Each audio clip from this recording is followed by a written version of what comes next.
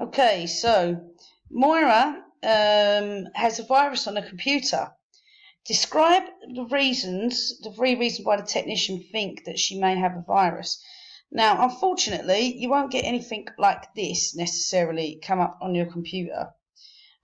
So one of the most obvious things is that your computer may randomly shut down. So it may perform routine tasks very slowly. I remember actually I had a virus on my phone from plugging it, well, might not have been plugging it in on a plane, but with the Samsung Galaxy S7s, they do actually have a bug on the flight mode, but my phone just kept randomly shutting down every 2 minutes.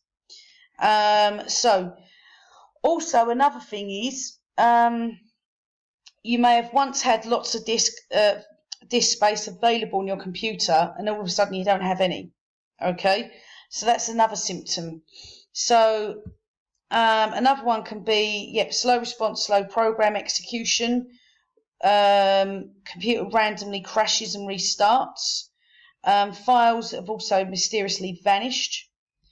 Okay, so also, according to the mark scheme, a couple of things here as well. So those are ones I could think of off the top of my head.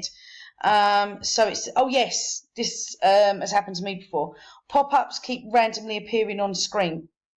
So what it can do is actually install an adware in your computer, and then loads and loads and loads of pop-ups will just appear every time you open up the internet. The way you can get rid of that is, just a piece of advice is, if you actually go into your control panel and see what's recently installed on your computer, you can get rid of it that way. Random reboots we discussed, software errors. Recycle bin not working could be one as well.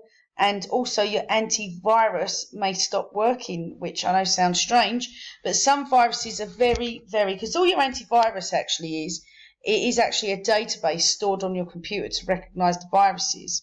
But some viruses are very clever and they can work around it. Okay?